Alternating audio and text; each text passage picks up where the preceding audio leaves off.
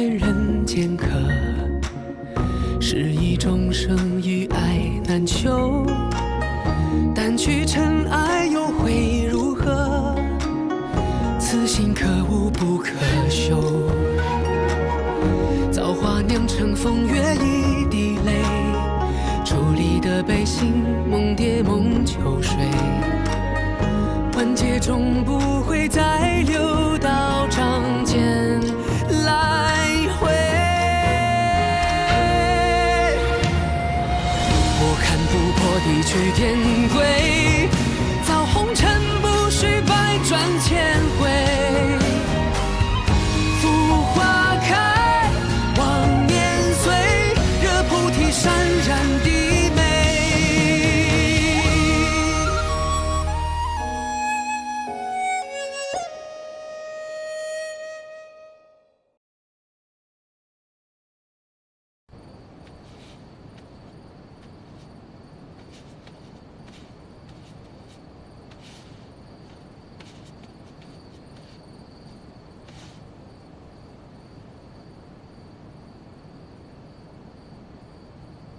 是你。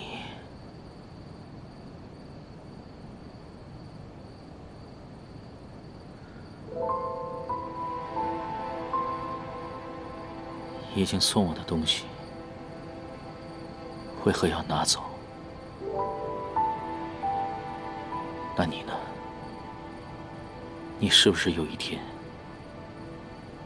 也要离开我？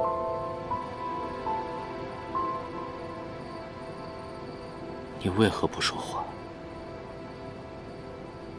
莫非这又是梦境？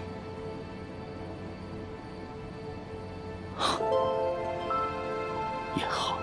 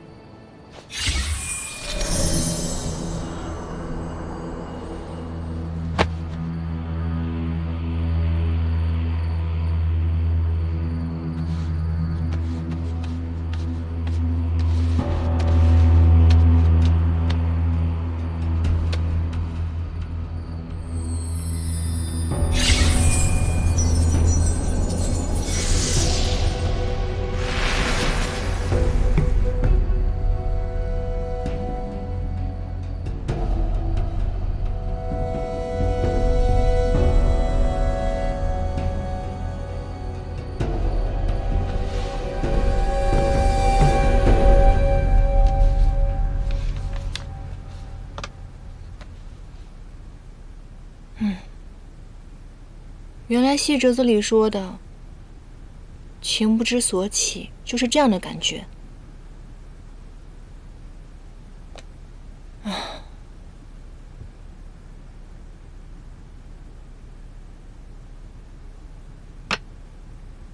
严丹，你冷静一下，到底在想什么呀？你是一只妖，人家是捉妖师，你们两个本来就没有任何可能。况且人家心中已经有一个梦中人了，论刻骨铭心的程度，你也比不上人家。无论是过去、现在，还是等他到天上以后，你们俩早晚都会分开的。你冷静一下，清醒起来好不好？这可能就是将臣说的体悟吧。总之，你不能像那些女孩子一样为爱犯傻犯痴。记住现在的感觉，有了这份体验，你一定能够写出更好、更感人的折子戏。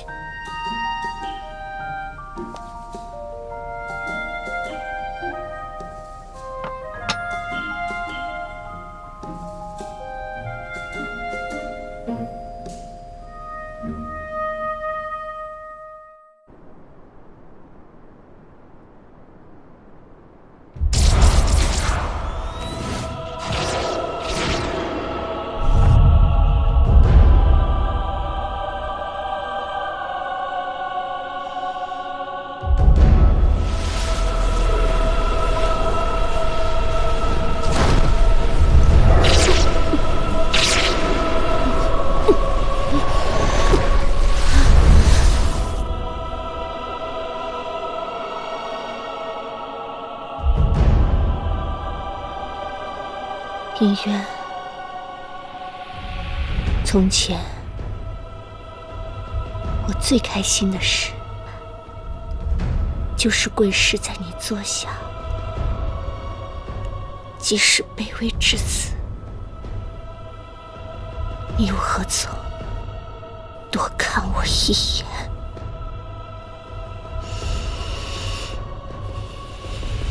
从今往后，我绝不再对你卑躬屈膝。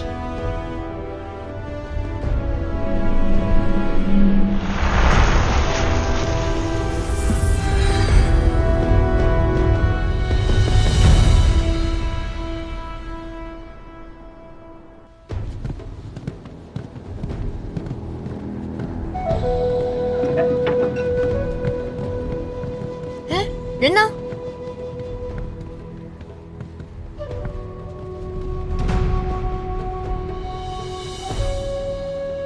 他没有喝入院酒，昨夜之人是他所化。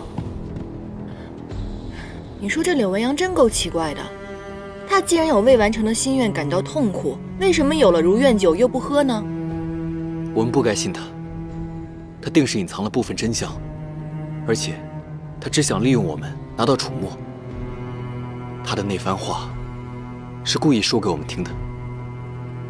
他怕是和魔族真的脱不了干系。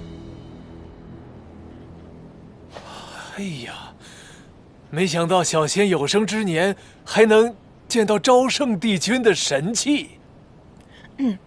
我们三个呢，乃是天界的上仙，此次微服出巡，你快把仙旨拿出来，莫再推三阻四了。不过都说这4大神器在大战中陨落了，不知是怎么到了3位的手中啊？帝尊怎么可能让帝君之物遗留在凡间呢？已经找到了，只是没有声张，你不知道也属正常。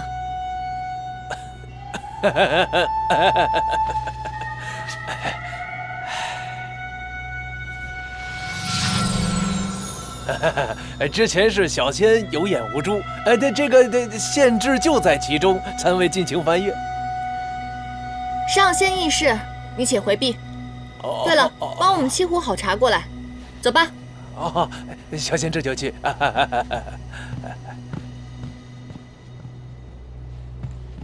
哎，怎么样？怎么样？是不是演得很厉害？看看。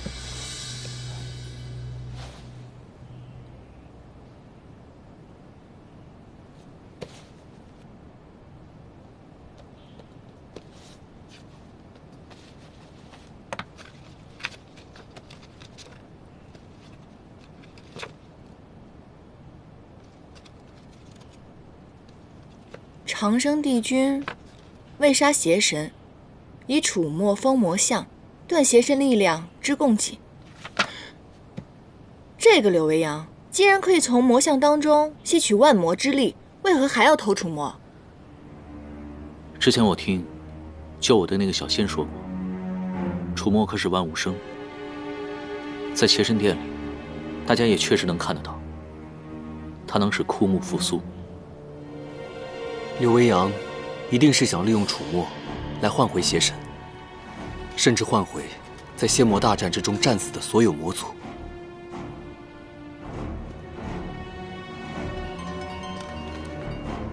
你们看这个，看到了吗？万魔之眼世代相传，与魔像相辅相成，可以吸收万魔之力，并且深嵌在邪神之体，非死不得离身，唯有邪神之血方可破除。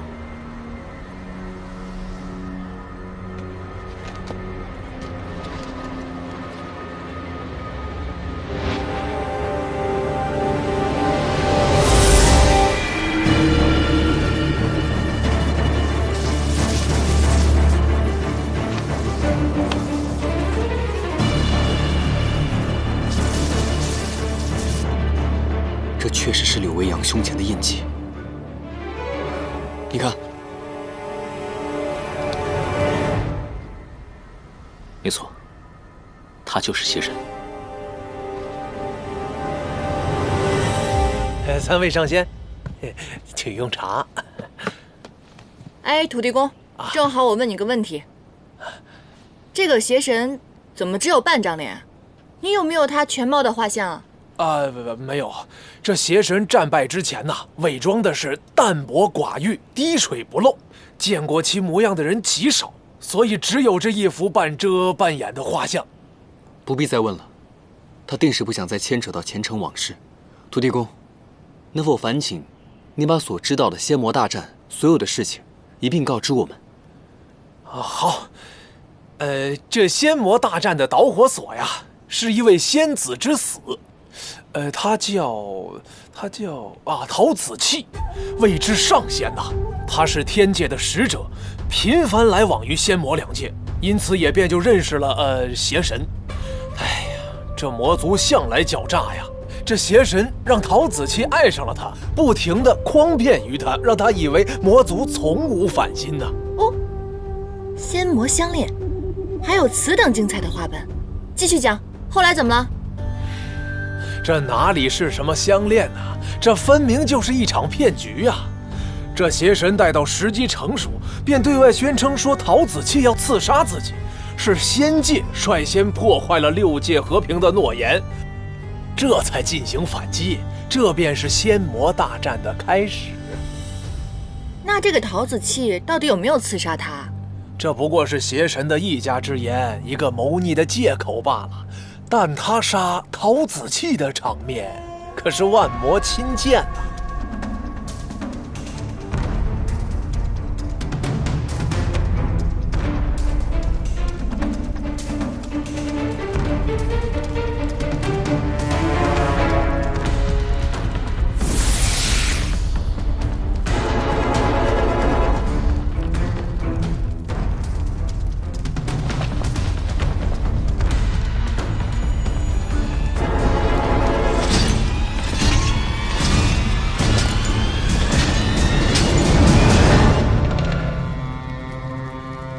先祖昏庸无能，一直忌惮我魔族势力。我为了族人的安宁，一直选择隐忍、避让，奈何天地老儿仍对吾等赶尽杀绝，竟以和谈为借口，派仙使陶子气实施刺杀之计。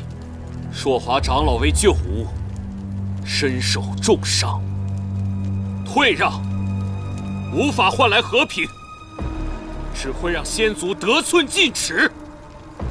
众将士亲见，吾今日阵前斩杀仙族使节，耻辱过往，譬如今日死。为了我魔族的和平与荣耀，屠尽仙族，一统6界。不破仙界，誓死不还！不破仙界，誓死不还！不破仙界，誓死不还！不破仙界，誓死不还！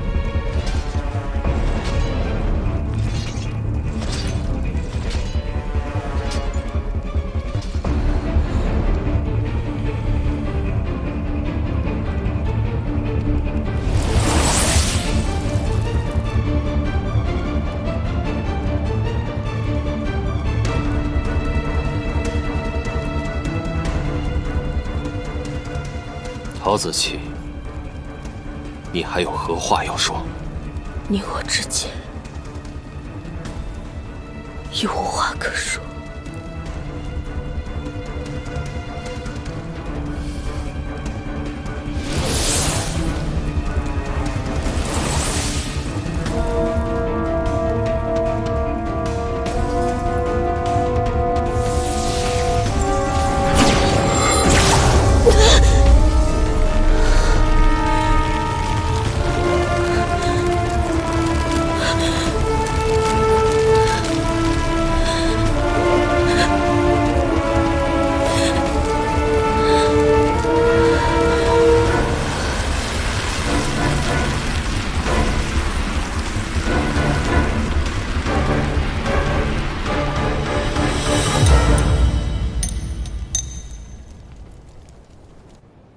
听闻仙魔之战后，所有的魔族战犯皆被打入生死场，而且永不得出夜望川，可是真的？哎呀，这么多年过去了，那些战犯早已击成一座望不到顶的尸骨山。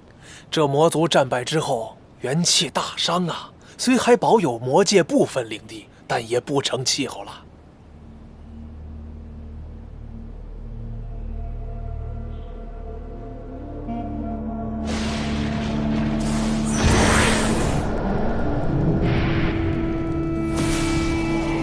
何人求找名利？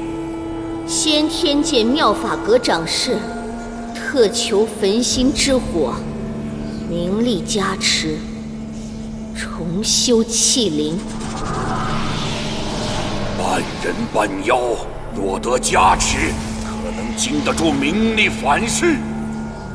大仇在身，死亦无惧，何惧反噬之苦？求者心诚，却灵力平平，有何法宝配与我攻锋？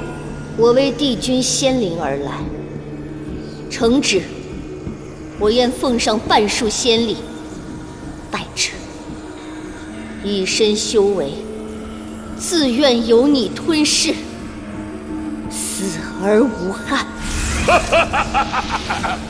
甚好！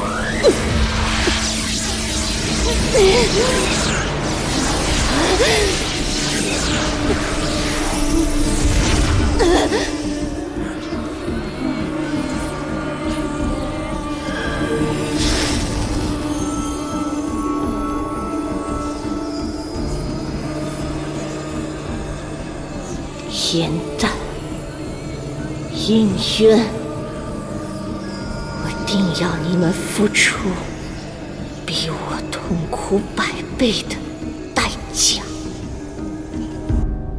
吃吧。这么丰盛，干嘛？担心我们明天去找柳微阳会九死一生啊？颜淡，若柳微阳真是邪神的话，他偷走楚墨，定是想以此凝聚魔族昔日兵马的魂魄，再次向天界发难。我跟唐周商量过了，此行异常的凶险，所以你留下等消息吧。唉，我就说你俩下午鬼鬼祟祟干嘛呢？想上梁将我撇下呀！告诉你们，没门儿！要走一起走，要死一起死。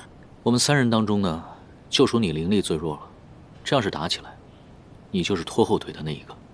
哦，你怎么说话呢？我已经不是以前的跟班了，我现在每日都潜心的修行，我连火术都会了，我灵力更胜从前了，真的。好，你最厉害，行吧？当然了。颜淡，邪神有上神之力，我和于墨都未必是他的对手，我们前去阻止他，很有可能是有去误会，所以还是得需要你去帮忙，上报给天界。如果战事重启的话，3界很有可能会生灵涂炭。这果然就是个诀别宴，可我就是个莲花精，我哪上得了天呢？那个土地公是神仙啊，你们把这活交给他，让他去通风报信就好了。颜淡，我好歹浑身是宝，如果你们受伤了，我可以救你们。我们不是朋友吗？朋友之间就要患难与共，如果你们不带我也行啊，你们现在说不认我这个朋友就可以。喂，颜淡，依你便是。这就对了嘛，今天咱们多吃点，明日一早即刻启程。来，我把我的花童泪都给你了，你也来点。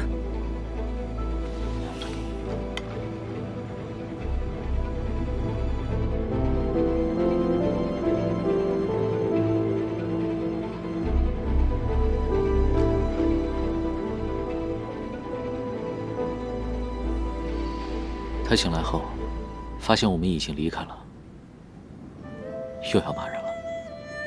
只要他能安全一世，怎样都好。叶忘川曾困了你800年，我不会再让你回那儿受苦。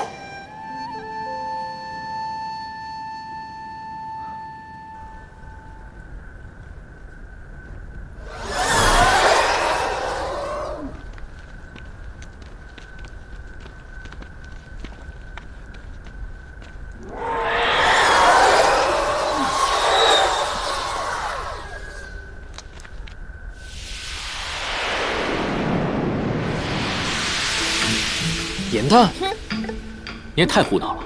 我就知道你们两个会狼狈为奸丢下我，我可聪明着呢，想丢下我没那么容易。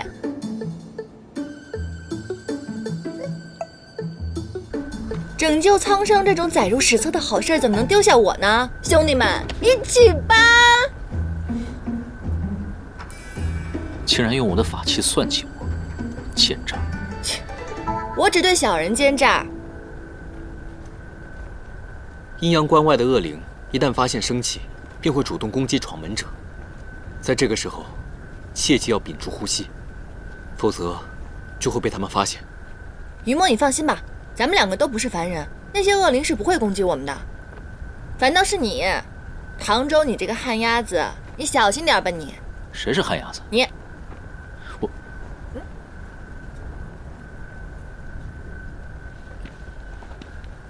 哎，于墨，进去的时候我直接收服了恶灵。不可，这些恶灵虽然阻挡了我们，但是也阻挡了想要逃出夜望川的妖邪们，所以不可尽数除去。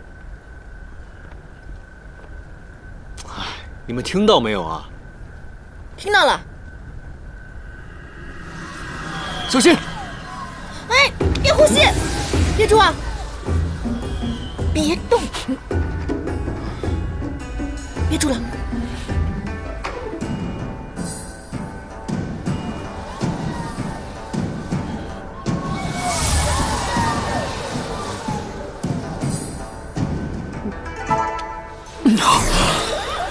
哎呀！你是不是找死啊？我告诉让你别呼吸了，别住啊！别动！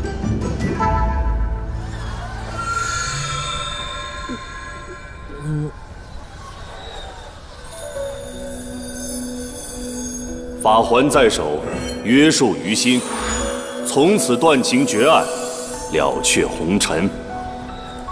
唐周的法环竟因为我而动。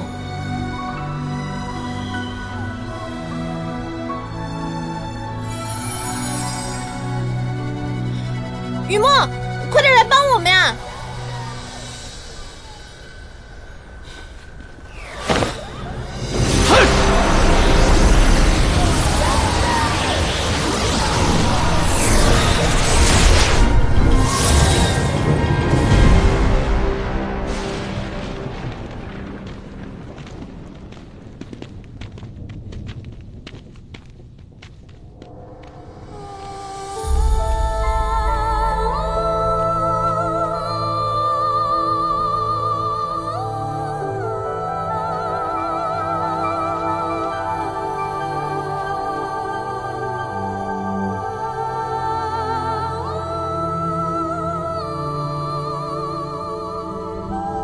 尸骨山应该就在前面了。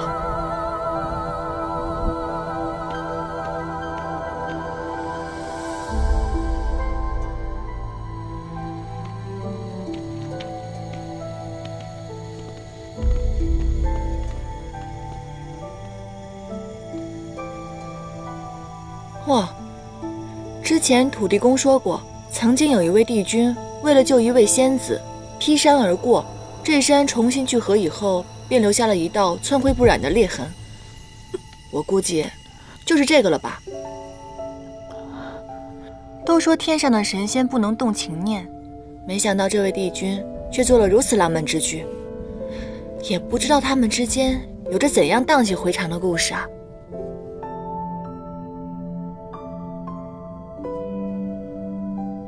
天条律法严苛，只不过是个悲情的故事罢了，不晓得也没有关系。现如今救人要紧，赶快上山吧。走吧。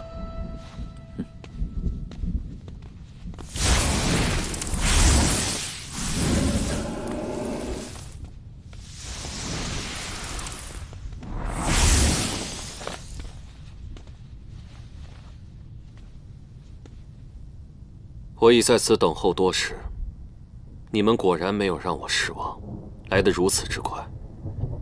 既然你们来到此处，想必已经猜出了我的身份。你真的是邪神玄香吗？我多希望自己不是。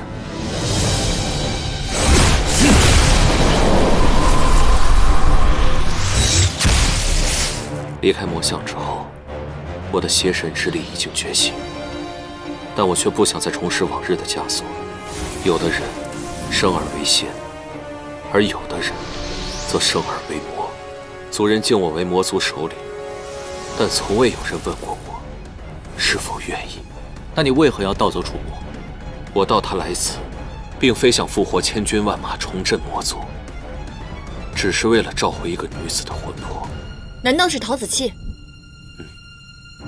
你杀了他的性命，又想复活他，难道你想以他的性命来要挟天界不成？我怎么可能杀他？他是唯一一个不把我当作邪神，而只是把我当作玄象的人。魔界的人看见你亲手杀了他，你不用再说谎了。那是硕华用傀儡术假扮我所为。傀儡术？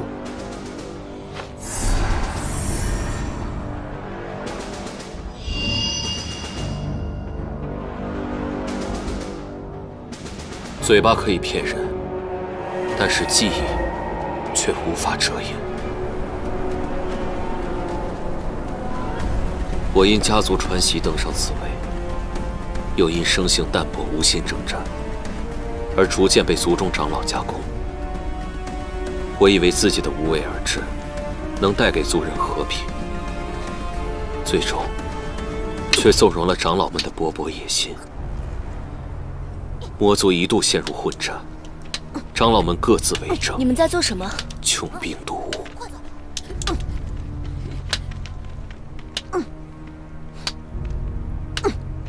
你为什么要打你族领袖的神像？邪神乃是你族的领袖，他的神像万万不可亵渎。我恨他，爹爹被他带走打仗，再也没有回来。昨日哥哥也被带走了，阿娘病重，哥哥担心阿娘，偷偷跑回来看他，却被当成逃兵抓走。逃兵是要被杀掉的，我不想哥哥死。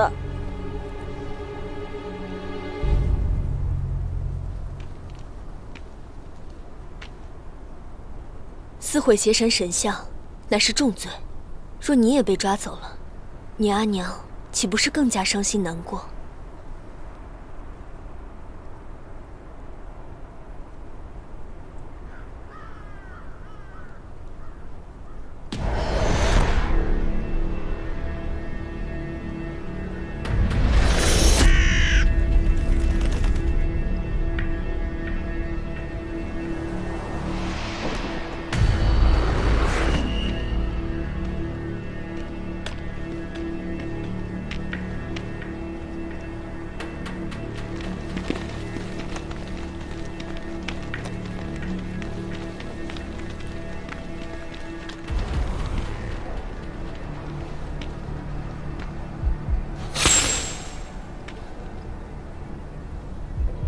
姑娘，胆子不小啊！你是谁？为何认得我？你乃仙界中人，为何要出手维护邪神的事项？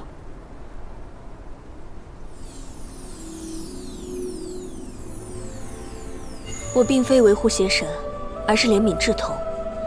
亵渎魔族领袖乃是重罪，我不想他因一时冲动而获罪受罚。他是魔童，你是仙子，都说正邪势不两立，你却来救他的哥哥。六界众生平等，从无贵贱之分，善恶也皆由教化而生，至此何辜？乱世万民皆苦，我能渡一人，便渡一人。你如此说，让我这个魔族中人当真惭愧。你能来此处救人，也是义事，切莫妄自菲薄。救人要紧。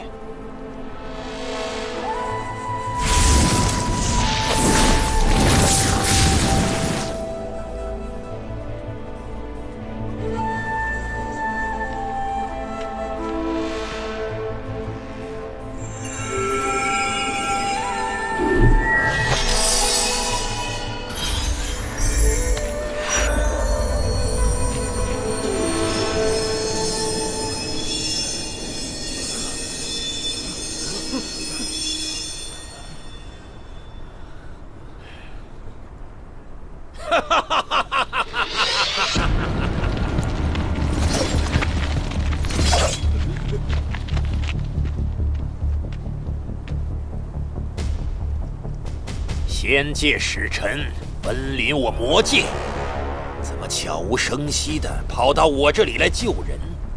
莫不是仙界已经按捺不住性子，要跟我魔族一战了？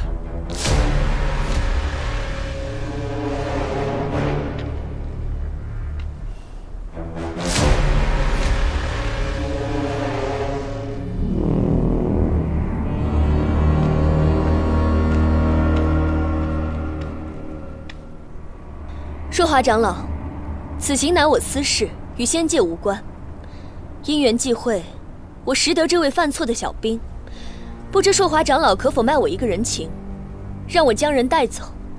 你一人口说无凭，我手下的这些兵将们，可都把你挑衅我魔族之举看在眼中了。如此说来，今日之事是无法善了了。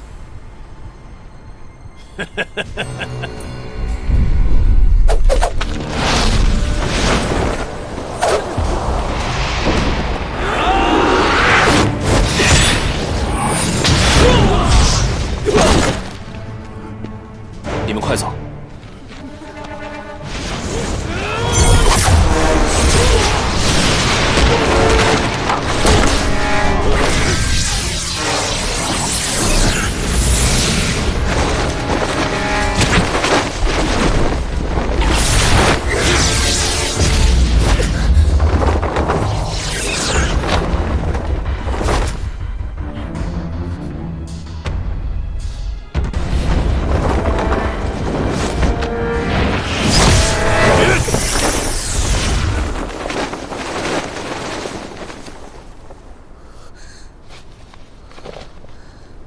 我做邪神万年，从未被一个女子保护过。她想度困苦众生，我便想帮她完成心愿。不管我怎么替你求情，帝尊都不肯相信，魔族毫无反省，仙界已经在备战了。我夹在中间，日日感觉自己行于烈火之上。玄香，倘若你没有骗我，便向仙族证明；倘若你不过是利用我的身份欺瞒仙界，我亦不怪你。此生能够遇到你，我死而无憾。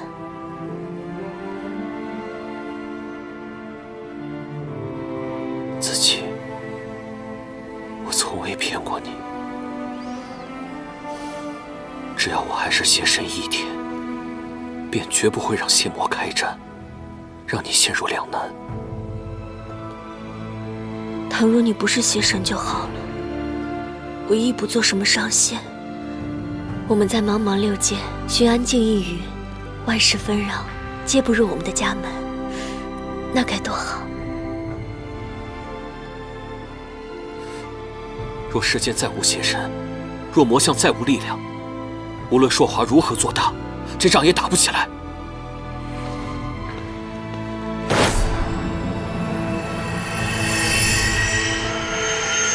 你这是做什么？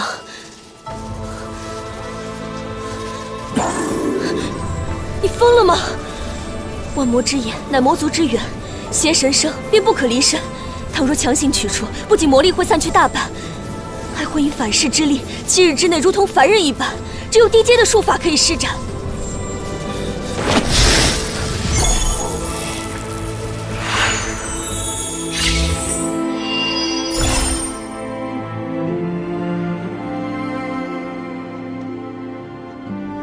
没有了完整的万魔之眼，便无人可以催动魔象之力。子期，明日我便拿着这条项链，去向九重天求亲。先是陶子期，你可愿嫁给魔族玄香为妻？从此仙魔联姻，再无硝烟。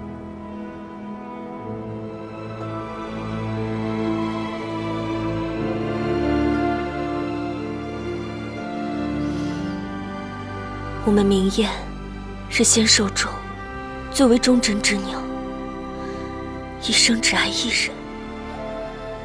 若生不能同亲，死必同果。千年万年，永志不渝。子期，我一定会好好保护你。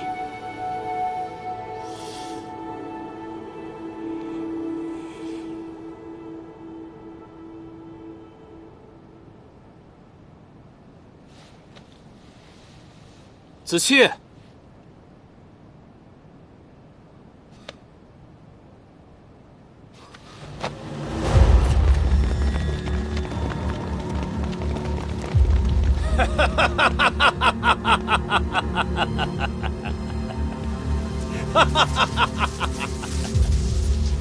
真的是要谢谢那个魅惑人心的陶子期呀！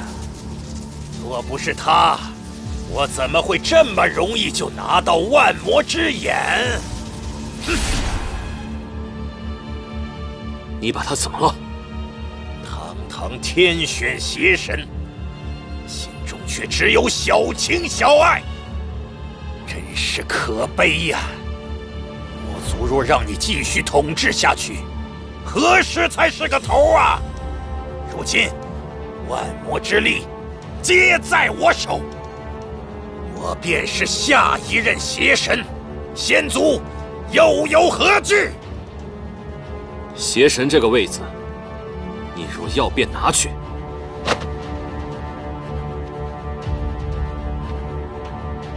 但你若敢伤害陶子期，我绝不放过你。只要殿下你乖乖地待在这儿，等我屠光了仙族，统一了6界，我自然会放殿下和那小仙子远走天涯。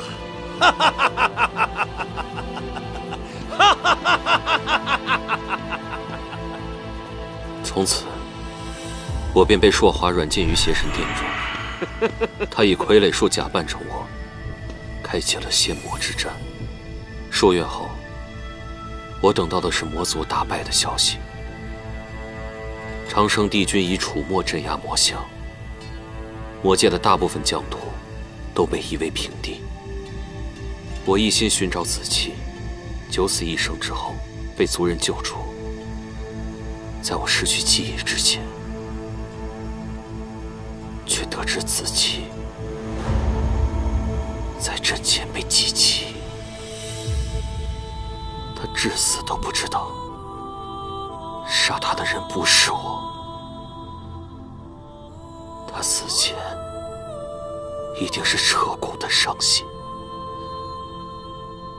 我一定要亲口告诉他，我虽然辜负了魔族众生，但我却从未负他。原来众仙口中负心薄幸故事的真相竟是如此，真是可歌可泣。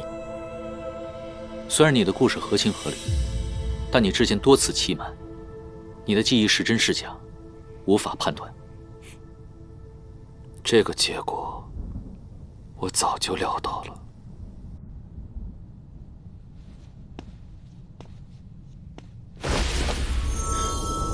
你这是干什么？以楚墨复活生灵，单凭一人之力无法做到，所以我早就设下了同生共死的法阵。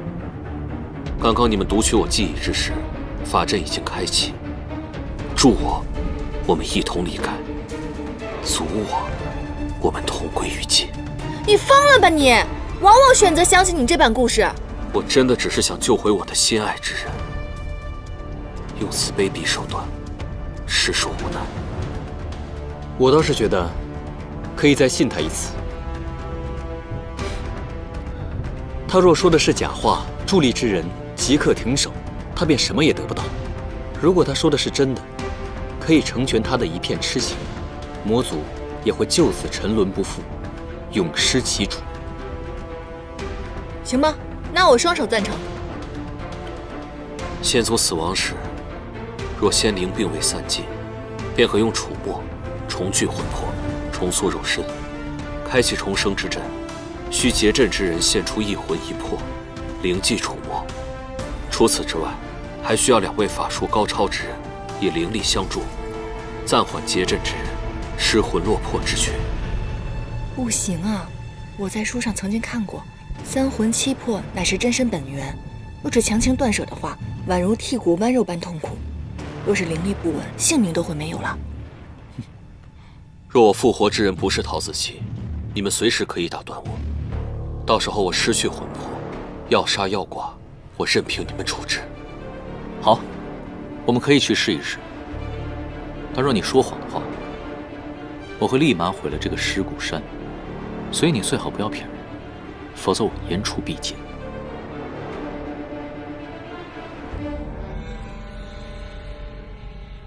可这尸骨山高不见顶的，茫茫白骨如海，你怎么找他的魂魄？子期一直佩戴着一只紫焰簪，那是天庭赐予他的恩赏。紫焰簪集至坚至美之物锻造而成，永不消散。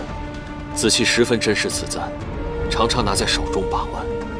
只要我们能够找到此簪，便一定能重聚他的3魂7魄。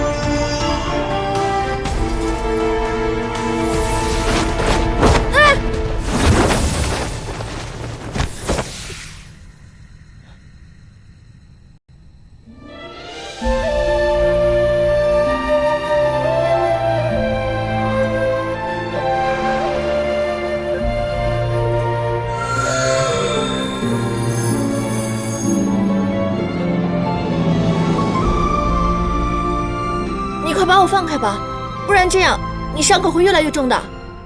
无妨。若你心中没有我，怎会多次舍身相救？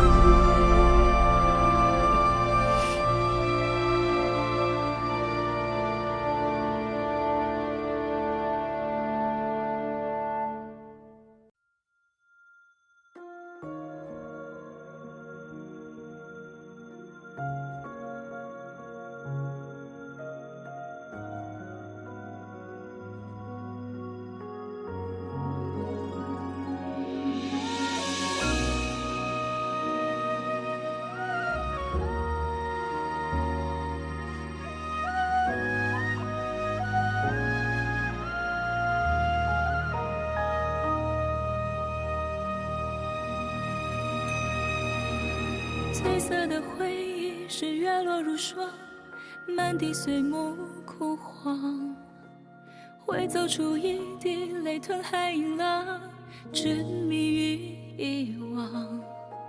走到从此天各一方，走到你乡，回过头为我生遗忘。催眠的缘分在暗夜里藏，情字落晚香。寂寞的汤烫出思念的伤，遗忘岁月凉。洗尽纤尘仍有你依稀模样，轮转中为思念疯长。一世繁华人间一场落花风，平添一池落花中，看破红尘的眼红。你是遥遥天上一捧秋月容，只敢萧瑟不敢浓。梦中梦中有两人与共。